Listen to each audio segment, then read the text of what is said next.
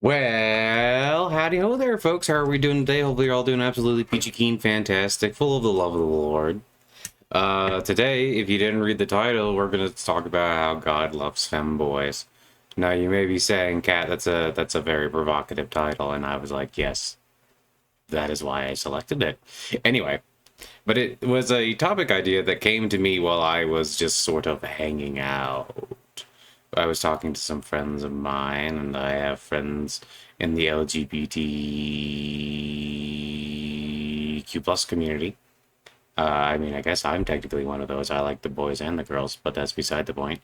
Anyway, and I noticed that there was among certain people, there is this idea that like liking feminine males is more quote unquote degenerate, or at least that was kind of a joke that somebody made. Obviously, people don't really, in this particular case, I don't think they really believe that, but it was a joke that was made, and it's kind of one of those stereotypes that I've seen before, and I thought it was interesting because to me it seems like love is love, but there's definitely like certain ideas on certain parts of the internet, right? Where people are like thinking that, oh, this is a bad thing or that this is a different thing or whatever. But I think the truth is that God loves us no matter who we're attracted to and things like that. And that if one wishes to declare themselves, for instance, a quote unquote femboy, I think that God still loves them. And if someone's like, I'm into feminine looking males, I think God still loves them too. I don't think there's a particular issue with any of these experiences because I think the truth is that part of the reason we have so many different types of people and so many different types of things so that we can have so many different types of experiences. We can experience people in different forms of identity and gender and things like that. And people once they kind of came more and more to the conclusion that gender was a construct, like to play with it a little bit more. Some folks like to play with it more than others, obviously.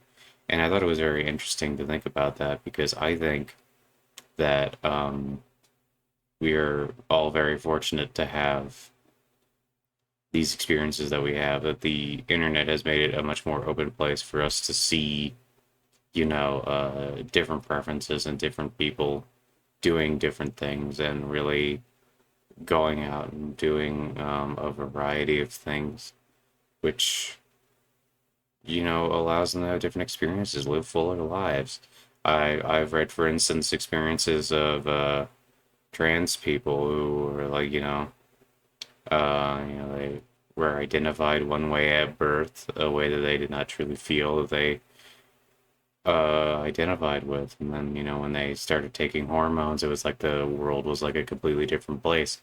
Like everything was shinier and brighter and nicer, and it's like that's really really nice, and it's I think the truth is that God allows us to experience a wide variety of things in a wide variety of ways, and that we shouldn't be judging one another for those sorts of things. I think it's also kind of interesting because I could point out that there were even moments where Ramakrishna would take on aspects of the Divine Mother, and the women around him said that there was no difference between him and them, that he was a woman in those instances. And then he also, went back to being his typical Ramakrishna male self elsewhere. And we can see that, gender identity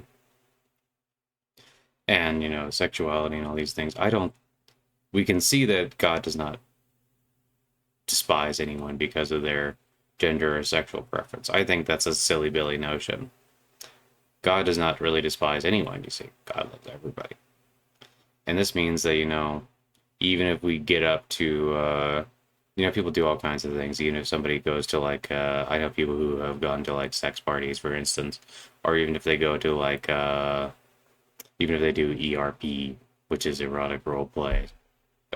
Some people do that online, or if someone's a furry or whatever. God still loves them despite what they do. Now, does this mean that pursuing a lot of lusty things is a good idea? No, not necessarily.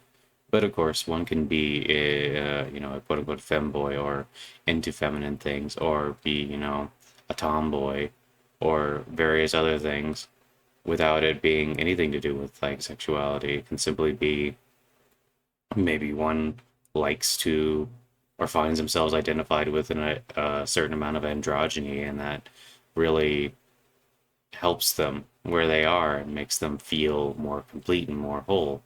And I would, of course, argue that the one truest form of satisfaction is to go to the Lord and, worship with bhakti and love. But I don't think that you are stopped from doing that because you're, maybe a little androgynous, or maybe you're a little into things that are quote unquote opposite for your gender.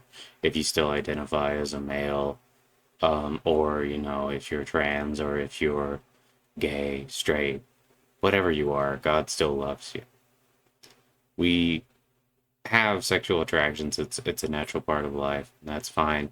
But we also have things that we're curious about and things that we like to experiment with. God is accepting of people of all sorts of identities, so I wouldn't worry about that one too much. You know what I mean, Jimmy Dean? Sometimes people will simply approach in different ways. And, we can find the divine wherever we're at. I think that's really important to state. One thing I am going to say to, just because I haven't actually addressed this yet, the reason I have this picture up is because I was looking for Femboys smiling, because I was just going to take a little cute picture. But then I realized I didn't really have permission to use any of that art from anybody. And I didn't know, like, some of the pictures, there were pictures I liked, and some of them were AI, and I'm not going to use AI art for a variety of reasons, theft and all that other junk.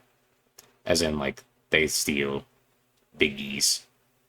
Um, but also, I didn't want to steal somebody else's art. So I just saw this, which is just like, I think it's supposed to be like an anime mask. I think that's like a quote unquote succubus mask or something.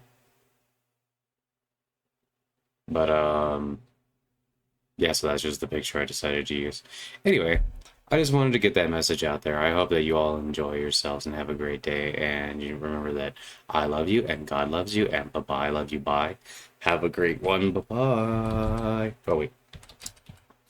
Bye. Also, J. Kelly, also bye. Also, love you, bye.